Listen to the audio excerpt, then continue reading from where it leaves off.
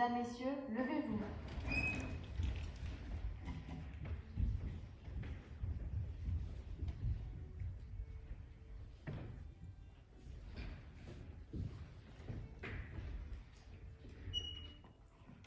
Bonjour mesdames et messieurs, l'audience est ouverte, vous pouvez vous asseoir.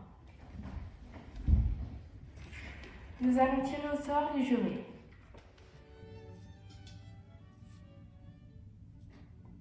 Juré numéro 7.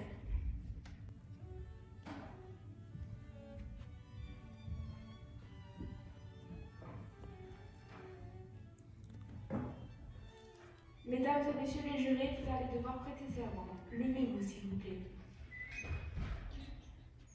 Juré numéro 5, Gabriel Chouet. Jurez-vous de faire justice en votre âme et conscience? Levez la main droite et dites « je le jure ». Je le jure. Juré numéro 8, Yasmine Cancel. Jurez-vous de faire justice en votre âme et conscience? Levez la main droite et dites « je le jure ». Je le jure. Juré numéro 2, Charline Bureau. Jurez-vous de faire justice en votre âme et conscience? Levez la main droite et dites « je le jure ». Je le jure. Merci, vous pouvez vous rasseoir. Je vais lire les faits. Nous sommes donc le 14 décembre 2017. Deux individus d'origine arménienne se trouvaient dans le tramway C à Strasbourg. Avec l'aide des caméras de surveillance et des témoignages de diverses personnes qui se trouvaient dans ce tramway, il a été rapporté que les deux hommes parlaient entre eux en russe. L'un se comportait de manière violente par rapport à l'autre. Il y a notamment eu une tentative d'étranglement ainsi qu'une clé de bras. Les individus sont ensuite sortis à l'arrêt du tram Saint-Christophe pour s'engager dans une rue piétonne pavée où la dispute a dégénéré en bagarre. La victime, plus grande que l'accusé, a notamment porté plusieurs coups de poing à l'accusé. Cette dispute a eu lieu car le matin même, les deux individus se sont retrouvés pour consommer des stupéfiants, sûrement de l'héroïne. Ce serait la victime qui aurait acheté ces stupéfiants, et puisque l'accusé ne l'aurait pas remboursé, la victime qui avait un iPhone 4 cassé aurait demandé à l'accusé d'échanger leur téléphone, qui avait un des nouveaux iPhones.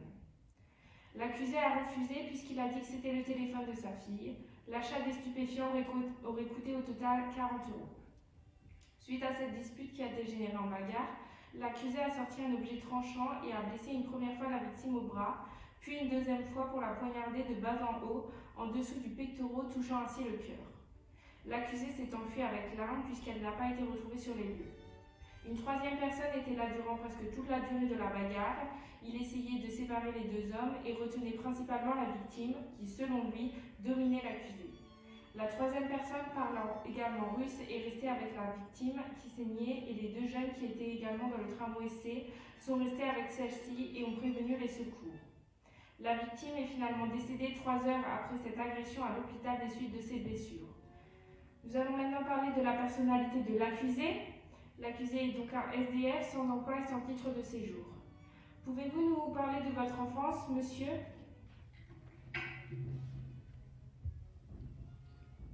Je suis arménien, je viens d'une famille aisée. J'habitais dans une grande maison en Arménie. J'ai une sœur, mes parents étaient mariés. J'ai eu une enfance plutôt heureuse et j'étais plutôt gâté. Je pense même que j'étais l'enfant préféré de la famille. Ma mère était gentille et douce. Mon père était travailleur, c'était un patriote, il travaillait beaucoup. J'ai aussi fait mon service militaire, j'étais plutôt bon tireur. Pouvez-vous nous dire pourquoi vous avez fait 2 ans de prison en Ukraine? J'ai fait 2 ans de prison parce que j'ai volé du sucre. Pour un vol de sucre? Vous vous moquez de moi? Je tiens à rappeler à la Cour que nous n'avons aucune information sur ces 2 ans de condamnation en Ukraine. Enfin, comment avez-vous rencontré votre femme? Je l'ai rencontrée en Ukraine, après avoir fui l'Arménie. À la base, elle ne voulait pas se marier, mais finalement, on a fait la tradition. Pourquoi êtes-vous venu en France, monsieur? J'ai fui le régime politique de l'Est. Ou plutôt parce que vous vouliez fuir l'Ukraine à cause de votre condamnation. Depuis votre arrivée en France, vous avez fait l'objet de 9 condamnations pour vol. Pourquoi voliez-vous, monsieur? Je vole pour mes enfants, parce que comme vous le savez, j'ai pas de travail. Je suis SDF, j'habite dans la rue, il fait froid. Donc je vole de la nourriture et des vêtements. Nous avons des photos de vos tatouages quelque peu particuliers. Madame Lucie, pouvez-vous montrer ces tatouages à la Cour, s'il vous plaît?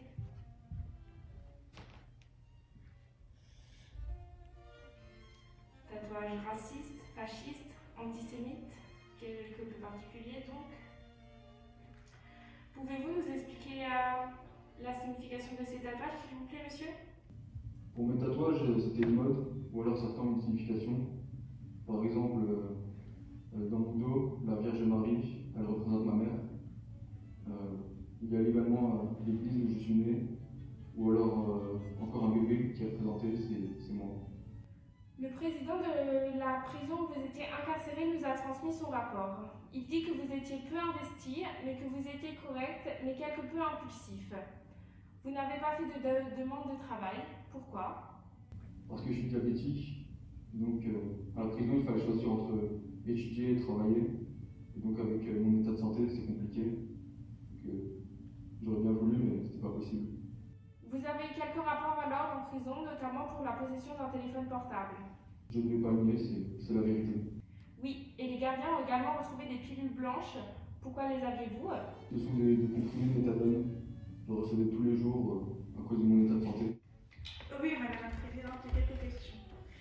Pour commencer, depuis quand consommez-vous des stupéfiants comme l'héroïne, par exemple?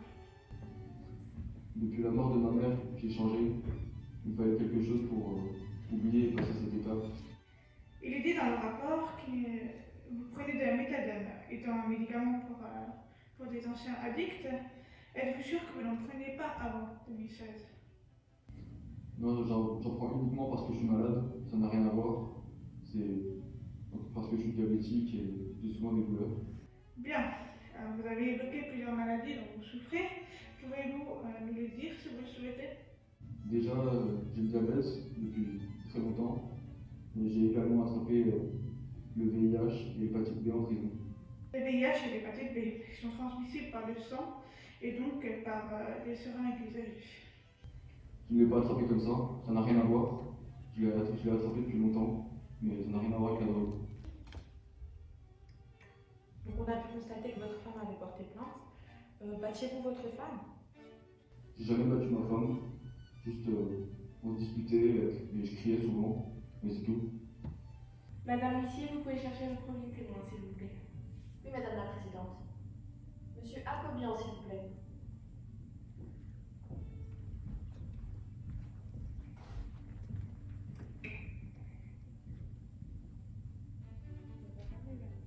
Bonjour monsieur, pouvez-vous décliner votre nom, âge, profession et domicile, s'il vous plaît?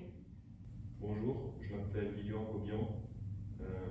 Je suis le beau-frère de l'accusé. J'ai 35 ans. J'habite à Strasbourg et je suis actuellement sans emploi. Très bien. Levez la main droite et dites « Je jure de dire la vérité et rien que la vérité ». Je le jure. Très bien. Nous vous écoutons. Ma sœur et mon beau-frère ont été pendant longtemps ensemble. Ils ont eu 4 enfants et ils se sont séparés il y a 6 ans. J'aurais entendu parler qu'il était parfois violent avec elle, mais j'ai entendu qu'il restait néanmoins un bon père. Elle a rejoint en France car ils avaient des enfants ensemble, mais elle avait déjà pour projet de se séparer lui à ce moment-là. Je savais aussi qu'il a fait un peu de prison en Ukraine car ça lui arrivait de voler quelques marchandises.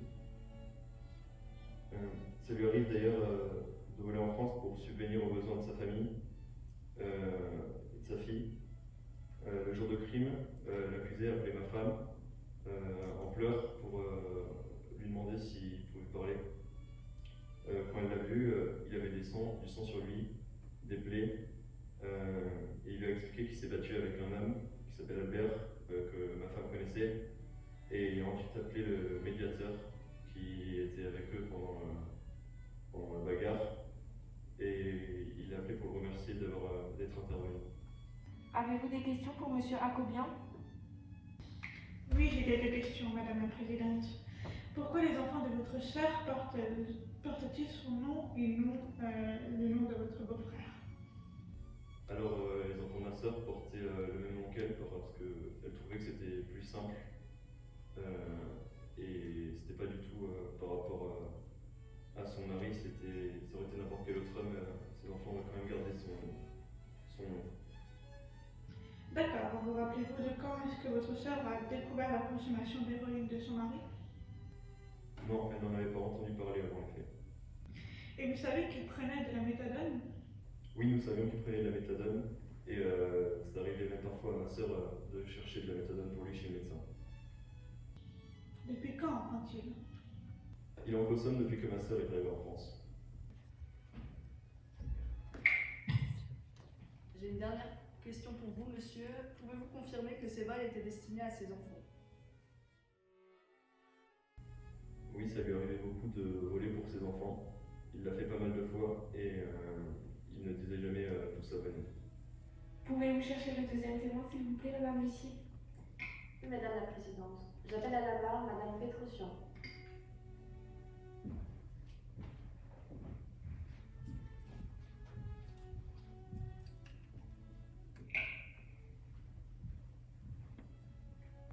Sachez que c'est très dur pour moi de revivre à nouveau cette audience, mais je le fais pour ma famille, pour mon frère. Lorsque nous étions en URSS, Albert a eu beaucoup d'accidents. Il était souvent malade et les soins médicaux étaient pauvres. Je le surnommais Albert l'immortel. Nous avons par la suite immigré en France pour des raisons politiques, et lorsque nous sommes arrivés, on a voulu essayer de s'intégrer par la voie des études, mais c'est très compliqué pour des adolescents. Contrairement à ma mère, Madame la magistrate, j'étais au courant de la consommation de drogue d'Albert. Un jour, mon frère lui a appris parce qu'il a eu un espoir. Il lui a alors demandé comment il pouvait s'en sortir, et elle a tenté de se renseigner auprès de diverses personnes pour aider les personnes qui étaient débordantes. Madame la magistrate, vous avez parlé précédemment d'une personne qui avait dénoncé anonymement Albert pour sa consommation de stupéfiants. Je ne l'ai jamais avoué, mais aujourd'hui je vous le dis, madame, c'était moi. Je l'ai fait parce que c'était ma façon de l'aider, à ce qu'il arrête de se droguer. Je l'ai très mal vécu depuis ce moment. Chaque minute était une souffrance, et chaque seconde de ma vie était horrible après cet aveu. Madame la magistrate, est-il possible que je m'adresse à l'accusé? Lors de la première audience, il nous avait demandé pardon à moi et à ma famille, et aujourd'hui j'aimerais lui dire que nous pardonnons. Oui, vous pouvez. Je vous pardonne.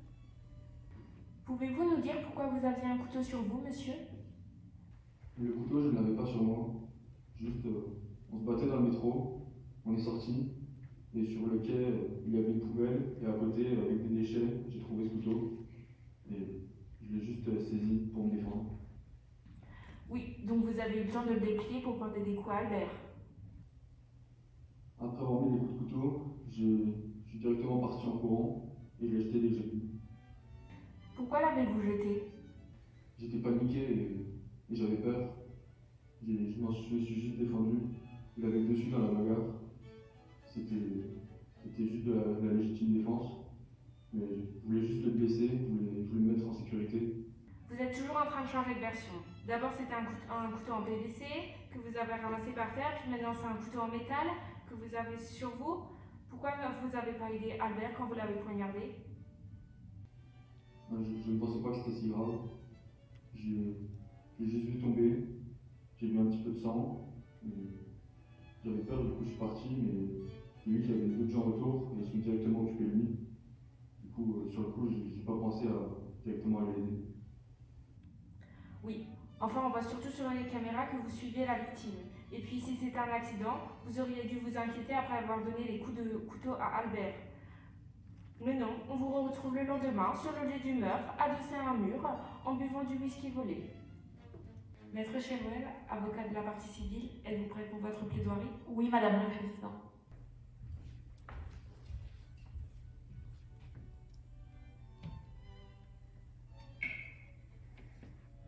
Madame la Présidente, Mesdames et Messieurs les jurys, j'interviens en faveur de la partie civile pour défendre M. Pétrosian, aujourd'hui décédé. Tout d'abord, rappelons que ce qu'a fait cet homme n'est en rien un accident, car il a pris la décision de prendre le couteau et de lui transpercer le cœur. Cette manœuvre qui est appelée un coup d'estoc est décrite par les militaires comme un coup sûr de tuer. Cet homme a été militaire. Il sait donc où frapper et comment frapper. Ce jour-là, cet homme aurait pu fuir à plusieurs reprises, comme en sortant du train par exemple. Il aurait pu choisir de frapper autre part, Il avait plusieurs options, mais a choisi de tuer cet homme. Il dit avoir été frappé, mais nous n'avons trouvé aucune trace de coups et blessures. Il prétend vouloir récupérer le téléphone de sa fille, car il y avait des vidéos nues de sa femme dans le prétendu téléphone de sa fille.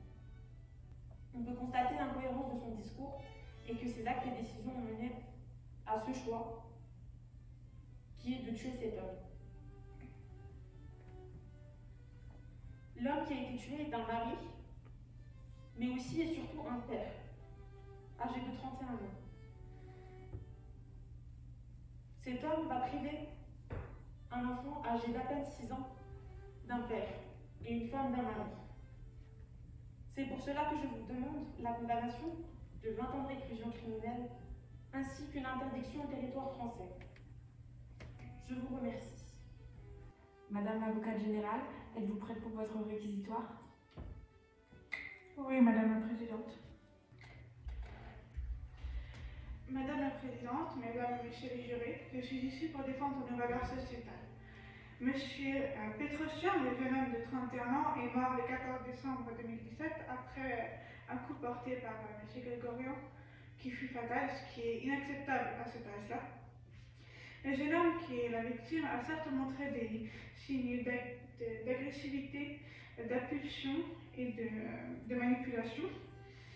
Cela ne justifie en aucun cas les actes portés par M. Grégorian. Cependant, donc, le présent accusé, M. Grégorian, est accusé d'avoir volontairement donné la mort conformément à l'article 221-1 du Code pénal.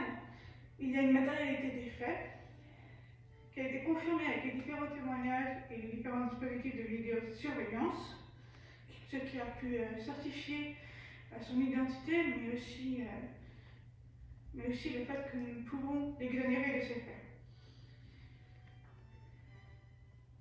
La mort s'est caractérisée par une seule plaie fatale de 10 cm, ce qui a été constaté par le corps médical, tandis que l'accusé ne présentait aucune trace de bagarre après 48 heures, selon le bilan médical. Un témoin a même qualifié cette altercation comme une bagarre de cour d'école, ce qui, en ce sens, montre que nous ne pouvons définir cela comme une légitime défense, car la vie de l'accusé n'était en aucun cas menacée. Concernant le couteau, la victime avait déjà reconnu avoir ce couteau lors des précédentes audiences. L'accusé a de plus choisi de sortir une arme face à une personne désarmée, ce qui montre la différence de force entre les deux personnes durant l'altercation. Il dit avoir été touché au bras, mais ne présente aucune lésion selon le bilan médical. Il a également changé plusieurs fois de version, en disant d'abord de ne pas avoir eu le couteau et de ne pas avoir tué la victime. Mais finalement, il reconnaît avoir eu le couteau durant les faits et d'avoir tué involontairement la victime. Donc je vous demande de déclarer coupable M. Grégorian pour atteinte à la vie avec 20 ans de réclusion criminelle, mais pas seulement, et aussi pour son manque d'insertion en France et pour son parcours de délinquance. Je vous demande aussi une expulsion définitive du territoire français. Je vous remercie. Maître Mikis, avocat de la défense, êtes-vous prête pour votre plaidoirie? Oui, Madame la Présidente.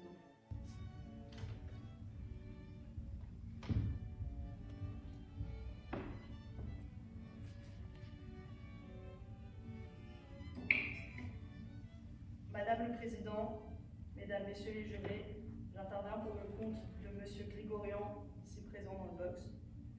J'aurais pu plaider la légitime défense, cependant la défense doit être proportionnelle à l'attaque, et cela n'a pas été le cas avec M. Grégorian qui a assassiné M. Pétrosian. En effet, cet homme est un lâche, il se fait tatouer des dessins grotesques sur le bras, tels qu'une croix gammée ou encore le visage d'Hitler. De plus, nous le savons, il achète de la drogue et la consomme immédiatement après l'achat. C'est de cette manière que la victime et l'accusé se sont rencontrés. L'altercation qui a donné lieu à cet homicide commence au quartier-gare de Strasbourg et M. Pétrosian a fait preuve d'une certaine violence envers l'accusé. La victime a d'ailleurs donné le plus de coups lors de cette querelle, ce qui a mené mon client a essayé de fuir ce dernier. La compagne de M. Grigorian a par ailleurs affirmé qu'il était rentré avec des hématomes. M. Grigorian avait un couteau sur lui, c'est vrai, mais ce n'est absolument pas déterminant, puisqu'il est sans domicile fixe. Il s'agit donc pour lui d'un moyen de survie. Les témoins affirment en effet que M. Grigorian n'avait pas le dessus sur son interlocuteur. Nous devons nous mettre à sa place. Une bagarre, ça va vite, les coups sont rapides et les événements s'enchaînent. Cela devient compliqué lorsque nous n'avons pas le dessus, comme M. Grigorian lors de cette altercation. Nous ne pouvons pas comprendre si nous n'essayons pas de nous mettre à sa place. M. Grigorian n'est pas un meurtrier. Il a commis un crime, il a usé de violence avec un couteau, mais sans intention de vouloir tuer M. Petrosian. Je l'avoue, j'aurais préféré qu'il fasse des déclarations plus fluides, moins confuses, mais malgré cela, je suis convaincue que M. Grigorian n'est pas un meurtrier, et j'en prends la responsabilité. Oui, il n'a pas cherché de travail en arrivant en France. Oui, il vole, et oui, il avait ce couteau sur lui, mais il n'avait aucune intention de tuer M. Petrosian. Merci. Monsieur, avez-vous un dernier mot à dire? Non, rien à rajouter. Très bien, nous allons nous retirer pour délibérer. L'audience est suspendue. Mesdames, Messieurs, levez-vous.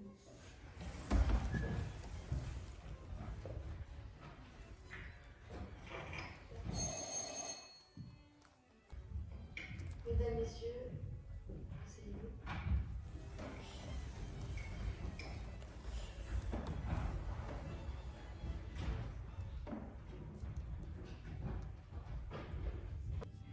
Il a été demandé à la Cour de répondre à la question si l'accusé avait tué intentionnellement la victime ou non. La Cour a répondu par l'affirmative et condamne M. Grigorian à 20 ans de réclusion criminelle ainsi que l'expulsion du territoire français.